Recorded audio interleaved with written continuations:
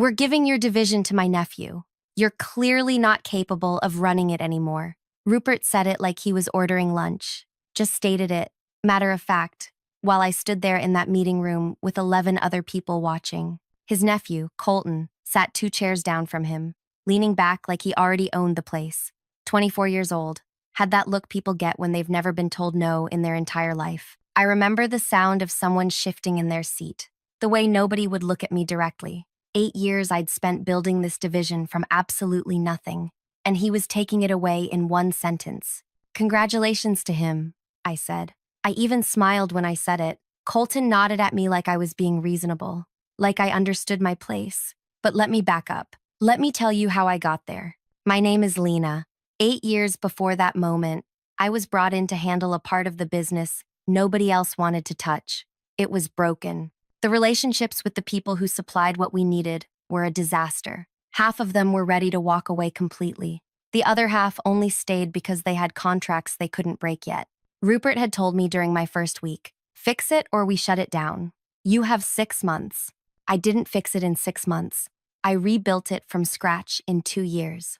Every single supplier I met with personally, not in fancy places.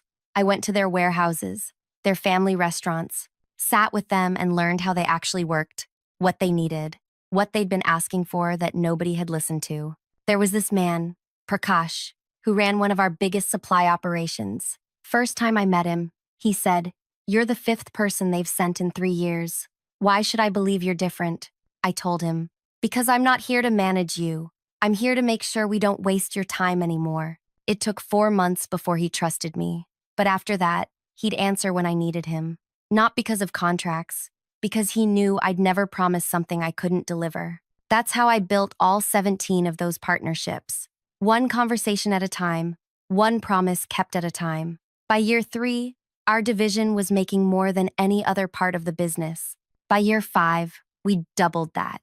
By year 8, we were the reason the whole operation could expand into new areas. Rupert never said thank you. Not once. He'd show up twice a year, walk around for an hour, then leave. He didn't know the names of the people who worked under me, didn't know how anything actually functioned. He just saw numbers going up and assumed it happened automatically. But I didn't care about being thanked. I cared about building something that worked, something that mattered. Then 3 months before that meeting, something happened. I was having breakfast at this small place I liked near the industrial area. Quiet, good food. I'd been going there for years. That morning, someone sat down in the booth behind me. I heard him order, heard his voice, and recognized it immediately. Graham. He ran our biggest competitor. We'd never met face to face, but I'd heard him speak at industry events. Knew his reputation. Smart, direct, didn't play games. I almost left, but then he turned around and said, "You're Leena, right? From Rupert's operation?" I nodded. "Mind if I join you?" he asked. Not for business, just curious about something. He moved to my booth, ordered more of that spiced tea they made. Then he said something I wasn't expecting. "How long do you think you have before he finds a way to push you out?" I must have looked confused because he continued, "Rupert, I've watched him do this for 15 years. Finds someone capable, lets them build something valuable, then hands it to someone in his family or someone who owes him. Happened to 3 people I know personally. You've been there 8 years. Your division is successful. You're about to become inconvenient." "Why would I be inconvenient?" I asked. "Because you know too much. Because people respect you more than they respect him. Because at some point you might realize you have leverage and he can't control that." I didn't believe him at first. Thought maybe he was trying to recruit me or mess with my head. But something about the way he said it stayed with me.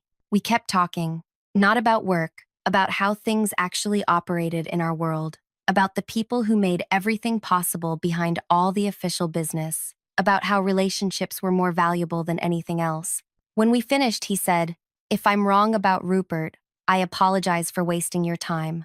But if I'm right, and you ever want to talk, here's how to reach me." He wrote down a personal number on a napkin, not a business line, just his direct contact. I kept that napkin. 2 weeks later, Rupert mentioned during a casual conversation that his nephew was finishing school soon.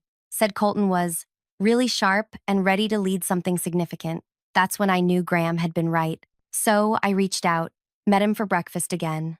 This time, I asked questions. What would happen if certain suppliers decided to work with someone else? How difficult would it be to establish those relationships from scratch? What would it take to make that transition smooth for everyone involved? Graham listened. Then he said, "You're not talking about changing jobs. You're talking about something else." "I'm talking about what happens when the foundation gets pulled out," I said. "When someone who doesn't understand how things work tries to run something built on trust." He leaned forward. "Keep talking." Over the next 3 months, I met with Graham 9 times. We never discussed anything illegal, never talked about stealing information or breaking agreements. We talked about relationships, about the 17 partnerships that made my division function, about how those weren't contracts you could just transfer to someone new. They were built on years of showing up, keeping promises, being someone people could trust. I introduced Graham to 3 of those suppliers. Just casual conversations. "This is someone I respect. Someone who understands how important you are to everything we do." That's all I said. But that was enough. They met him. They talked. They saw what I saw. Someone who actually cared about building things properly. I never told them to leave. Never suggested they break their agreements. I just made sure they knew there was someone else who valued what they did. Someone who would treat them the way they deserved. Then came that morning meeting. 3 months of preparation, and I still felt my stomach twist when Rupert said those words. "We're giving your division to my nephew. You're clearly not capable of running it anymore." Everyone in that room knew it was garbage. They'd watched me build everything, watched the division grow year after year, but nobody said anything. Nobody was going to challenge Rupert. He owned the whole operation. He could do whatever he wanted. Colton sat there looking pleased with himself, like he'd accomplished something. After the meeting ended, people came up to me quietly. "This isn't right. We know what you built here. This is wrong." I thanked them, told them it was fine, told them to support Colton and help him succeed. But I wasn't fine.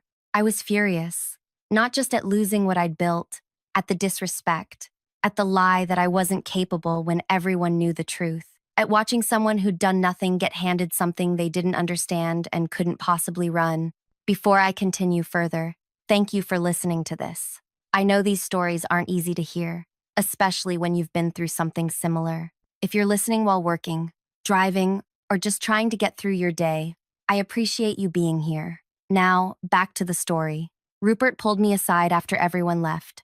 "I hope you understand this is just business," he said. "Colton needs experience running something substantial. Your division is perfect for that." "I understand completely," I said. "Good.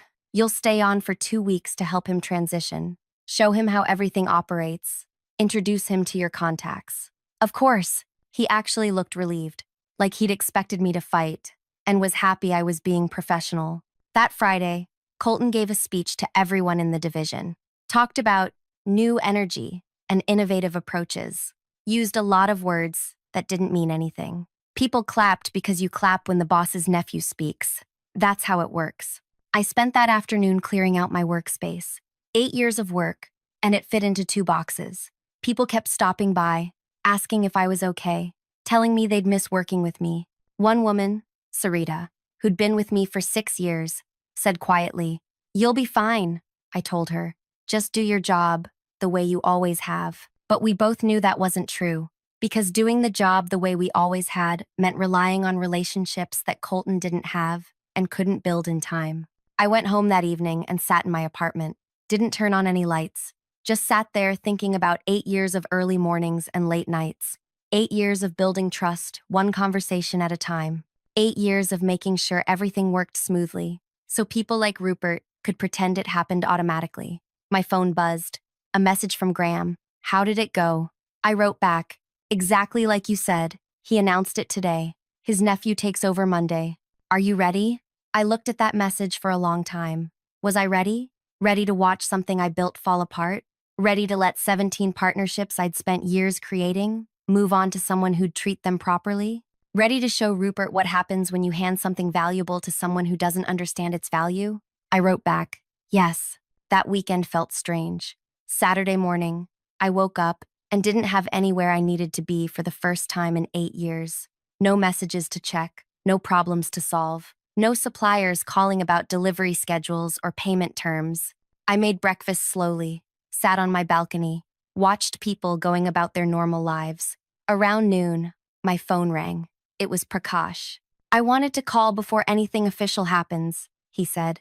"Just to say working with you these past 7 years meant something. You treated us like partners, not just people filling orders." "It meant something to me too," I said. "This new person, the nephew, you think he understands how things work?" "No," I said honestly. "But that's not my problem anymore." There was a pause. Then Prakash said, "What if it became someone else's opportunity instead?" "What do you mean?" "I mean, I've been talking to some people. People who understand how to build relationships properly. People who remind me of you." "Graham," I said. "Yes. We met a few weeks ago. You introduced us. He's different from most people in this business. Reminds me of why I got into this work in the first place. He's good people," I said. "So, I've been thinking. My contract with your old place ends Monday morning, technically. There's a renewal clause, but it requires both parties to agree. What if I just don't agree?" "That's your choice to make," I said carefully. "It is, and I'm making it. Just wanted you to know." After he hung up, 3 more suppliers called that day. Similar conversations, thanking me, mentioning they'd met Graham, asking careful questions about what I thought they should do. I didn't tell them to leave. I didn't have to. They'd already decided. They just wanted me to know they remembered who'd actually valued their work all these years. Sunday evening, Graham called. "Tomorrow's going to be intense. You sure you want to watch this happen?" "I built it," I said. "I should see what happens when someone breaks it." "Fair enough. Just remember, once this starts, there's no stopping it. Those relationships are going to walk. The division is going to struggle. People who work there, people you hired and trained, they're going to suffer too." I'd thought about that.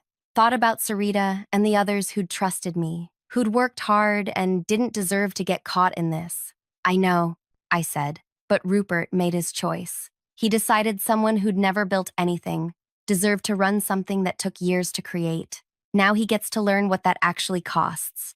Monday morning, I didn't go anywhere near the office. Stayed home, made tea, tried to read, couldn't focus on the words.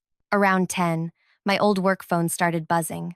I'd kept it over the weekend in case anyone needed something. Message after message from numbers I recognized. Colton's assistant, the operations manager, even Rupert's direct line. I turned it off. Around 11, Graham sent a message. "It's happening. 4 suppliers confirmed they're out this morning. 3 more this afternoon. The nephew is panicking." I imagined Colton in that office, probably surrounded by people trying to explain why everything was falling apart on his first real day, probably blaming them, probably calling his uncle.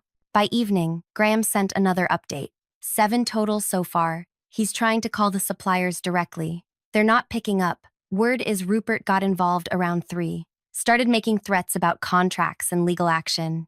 "Will that work?" I asked. "Against people who technically fulfilled their agreements and chose not to renew?" "No. It's just noise. Desperation." Tuesday morning, I finally turned my old work phone back on. 43 messages. I didn't read most of them, but I read the one from Rupert. "We need to talk. This situation with our suppliers is critical. I know you have relationships with these people. I need you to help fix this." I wrote back, "I don't work there anymore. You made that clear Friday." His response came immediately. "This isn't about ego. This is about the business. About the people who still work here. Be professional. Be professional." That's what he said. After humiliating me in front of everyone, after lying about my capabilities, after handing everything I built to someone who couldn't run it, I didn't respond. Around noon, Sarita called. Her voice sounded tired. "It's chaos here. Nobody knows what to do. We have orders we can't fill. Colton keeps having meetings, but nothing changes. He asked me this morning how to contact Prakash. I told him I didn't have that information." "You did the right thing," I said. "Did I? Because people are worried about their jobs now. If this division fails, what happens to us?" That hit hard, because she was right. I'd wanted Rupert and Colton to face consequences, but the people who'd worked with me, who'd trusted me, they'd face consequences too. "I'm sorry," I said. "I didn't want this to hurt you. I know, but it is hurting us, and I need you to know that." After she hung up, I sat there feeling sick. Graham had warned me. People I cared about were going to get caught in this. I'd known that. But knowing it and feeling it are different things. Wednesday morning brought more messages. Colton, this time. Please. I know you're upset about how things went. I get it. But I need help. These suppliers won't talk to me. They won't even answer when I call. You built these relationships. You must know how to fix this. I stared at that message for a long time. Part of me, a small part, felt something like sympathy. He was 24. He didn't ask for this. His uncle put him in a position he wasn't ready for, and now he was drowning. But then I remembered him sitting there grinning while Rupert said I wasn't capable. Remembered him nodding like I was being reasonable when I congratulated him. He'd accepted something he didn't earn, and now he had to live with what that meant. I didn't respond. That afternoon, Graham called. It's officially a disaster. 9 suppliers have pulled out completely. 2 more are talking about it. The division can't operate. They're going to have to breach contracts with their buyers because they can't deliver. You know what that means. Legal problems, financial penalties, reputation damage. Exactly. And it all traces back to one decision: giving something complex to someone inexperienced. How's Rupert handling it? Badly. He gave a statement this morning, blaming supplier greed. Said they're taking advantage of a transition period, trying to paint himself as the victim. Will anyone believe that? The people who matter? No. They know how this business works. They know relationships don't disappear overnight unless something broke them, and everyone knows what broke them. Thursday, I finally went outside, took a long walk through the city, tried to clear my head, tried to figure out how I felt about what was happening. I'd wanted Rupert to face consequences. I'd wanted him to understand that you can't just hand something valuable to someone unqualified and expect it to work. I'd wanted Colton to realize that respect isn't inherited, but I hadn't fully considered the cost. The people who'd worked with me were suffering. The buyers who depended on us were suffering. Even some of the suppliers who'd built their operations around our partnership were having to scramble to redirect their resources. Graham had been right. Once it started, there was no stopping it. Friday morning, exactly 1 week after Colton took over, Rupert called me directly. I almost didn't answer, but something made me pick up. You did this, he said. No greeting, no pretense. You poisoned those relationships before you left. You sabotaged my nephew. I didn't do anything, I said calmly. I introduced people to each other.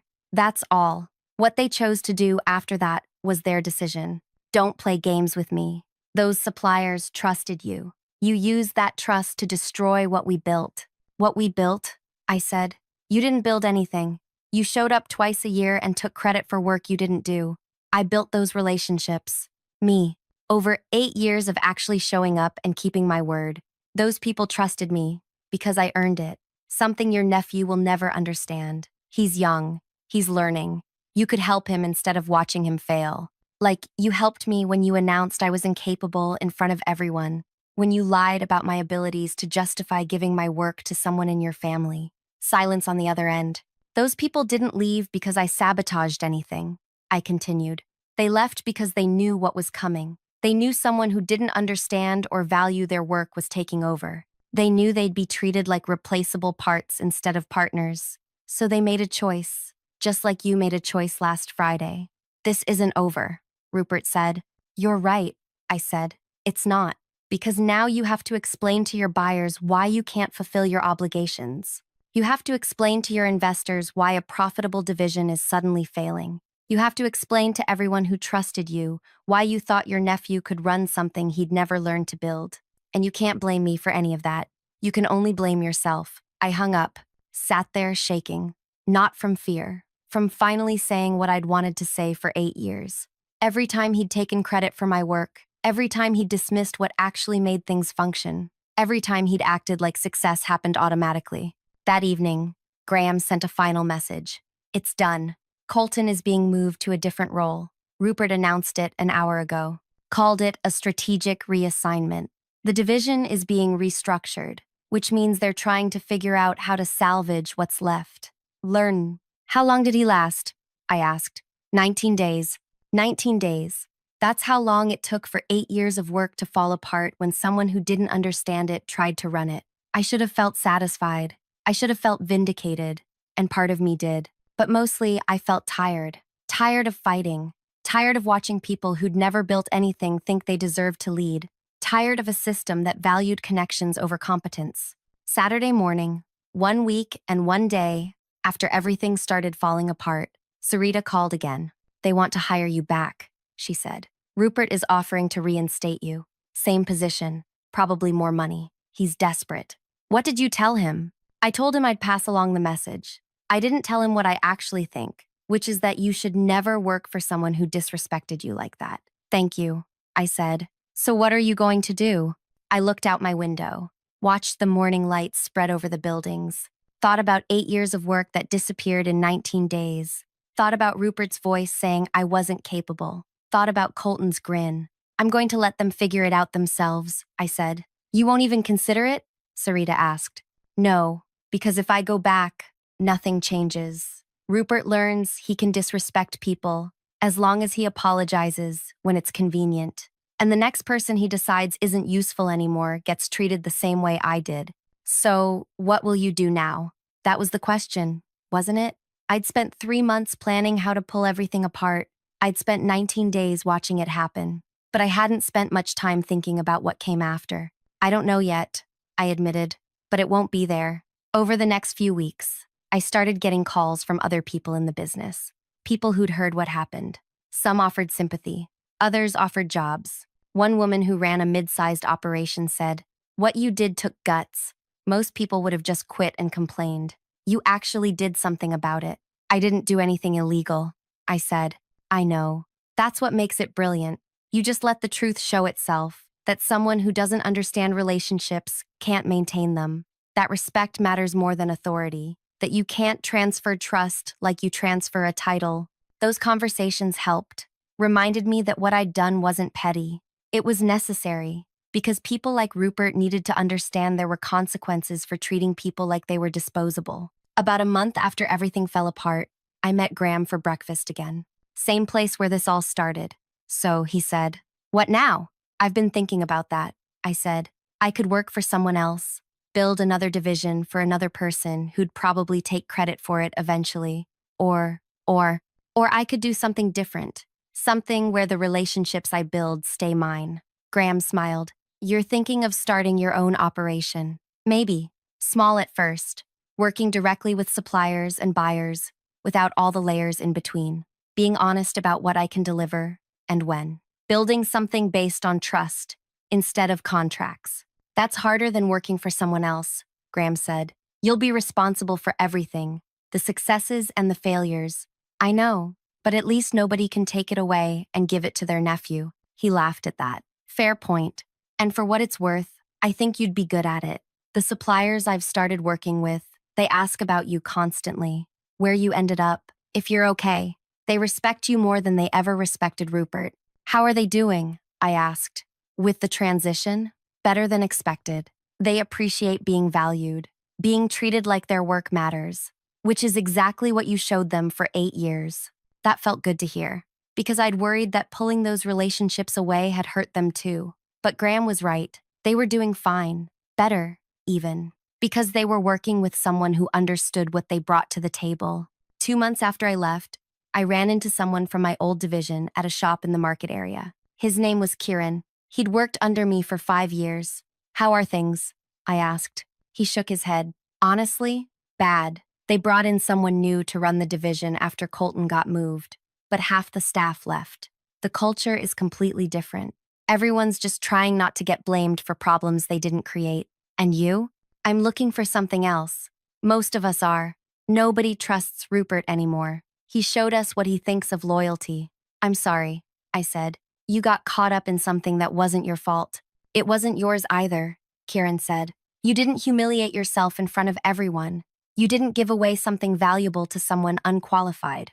You didn't create this mess. Rupert did. We all know that." After he left, I thought about what he'd said, about loyalty, about trust, about how once you break those things, you can't just fix them by throwing money at the problem or making speeches about professionalism. Rupert had thought he could treat people however he wanted because he had power. He'd thought relationships were just business arrangements that could be transferred from one person to another. He'd thought competence didn't matter as long as you had authority. He was wrong, and now he was living with the consequences. 3 months after everything happened, I officially started my own small operation. Nothing fancy, just me and a few connections, working directly with suppliers and buyers who wanted someone they could trust. Someone who'd show up when things went wrong. Someone who kept their word. I called Prakash to let him know. Finally, he said. I wondered when you'd stop waiting and start building again. I wasn't waiting. I was thinking. About what? About whether I wanted to stay in this business at all, after everything that happened. And I realized I don't want to let what Rupert did change who I am. I'm good at building relationships. I'm good at making things work. Why should I give that up because one person treated me badly? You shouldn't, Prakash said. And for what it's worth, I'd be interested in working with you again. On your terms this time. That conversation led to others. 5 of the suppliers I'd worked with for years reached out. Not all of them could switch their partnerships immediately. Some had agreements they needed to honor first. But they made it clear they'd rather work with me directly than through someone like Rupert. Building something from nothing is different the second time. The first time, I'd been trying to prove myself, trying to show I could fix something broken. This time, I was building on a foundation I already had. Relationships that had survived everything. Trust that didn't disappear just because my title changed. It was slower than before, harder in some ways. I didn't have the resources of a large operation behind me, but it was mine. Every success, every failure, every decision, all mine. 6 months after leaving, I heard through someone that Rupert's business had shrunk significantly. The division I'd built never recovered. Too many broken relationships, too many burned bridges, too much damage to their reputation. Some people might have felt satisfied hearing that, vindicated. Like it proved I'd been right all along, but I didn't feel that way. I felt sad that it had to happen. Sad that all those years of building something good ended because one person thought authority mattered more than respect. One afternoon, I got an unexpected call. It was Colton. I know you probably don't want to talk to me, he said. His voice sounded different, quieter, less certain. What do you want? I asked. To apologize. I didn't understand what I was taking from you. I didn't understand what you'd built or what it meant. I just thought my uncle was giving me an opportunity. He was giving you something I built, I said. There's a difference. I know that now. I lasted 19 days before everything fell apart. 19 days of people asking me questions I couldn't answer. 19 days of watching relationships I didn't build disappear. 19 days of realizing I had no idea what I was doing. Why are you telling me this? Because I want you to know I understand now. What you did, building those relationships, earning that trust, that took years. Real work, real skill. And my uncle and I, we treated it like it was nothing, like it was just transferable. I didn't say anything. I'm not asking you to forgive me, Colton continued. I'm just saying I understand now why what happened, and I don't blame you for it. After he hung up, I sat there processing that conversation. He'd apologized, admitted he was wrong, acknowledged what I'd built. It didn't change anything, didn't undo the humiliation or the disrespect, but it meant he'd learned something. That maybe next time he got an opportunity, he'd understand the difference between being given something and earning something. A year after everything happened, my operation was stable, small but growing. I worked with 8 suppliers regularly, had relationships with 15 different buyers, made enough to live comfortably and pay the 2 people I'd hired to help. One of those people was Sarita. She'd left Rupert's operation 6 months after I did, called me asking if I needed help. We met for tea and I told her honestly, I couldn't pay what she'd been making before. I couldn't offer the same stability as a large operation. But if she wanted to help build something different, something based on trust and respect, I had room for her. She'd said yes immediately. The other person was someone I'd never worked with before, a young woman named Ishani who'd just finished studying and was looking for her first real job. She reminded me of myself 8 years earlier, eager, hardworking, wanting to prove herself. I told her on her first day, I'm going to teach you everything I know, not because I'm generous, because I want you to understand how things actually work, how relationships are built, how trust is earned. And when you've learned enough, if you decide to go somewhere else or start your own thing, I won't stand in your way, because that's how it should work. She looked surprised. Most people would worry I'd leave and compete with them. Maybe. But I'd rather train someone properly and have them succeed somewhere else than keep them limited just to protect myself. That's what happened to me. Someone treated me like I was disposable because they were afraid of what I knew. I won't do that to anyone else. And Graham stopped by one afternoon to see how things were going. We sat in my small workspace, nothing fancy, just a room I rented in a shared building, and talked about how different the business landscape looked from this angle. Rupert's operation is struggling to find people now, Graham said. Word got around about how he treated you, how he handed your division to his nephew. People don't want to work for someone who values family connections over competence. Good, I said. Maybe he'll learn something. I doubt it. People like that rarely do. They just blame everyone else and move on. Then that's his problem, not mine anymore. The truth was, I'd stopped thinking about Rupert months ago, stopped checking to see how his business was doing, stopped caring whether he'd learned anything from what happened. I'd moved on, built something new, something that belonged to me, and that was the real victory. Not watching him fail, not proving I'd been right, just moving forward and creating something better. Thank you for listening to my story all the way through. If this resonated with you, if you've been through something similar, or if you just appreciated hearing about someone standing up for themselves, I'd really value if you could leave a comment sharing your thoughts. Subscribe if you want to hear more stories like this. And if you think someone else needs to hear this, someone who's been undervalued or disrespected at their work, share it with them. Sometimes knowing we're not alone in these experiences makes all the difference. Thank you again for being here.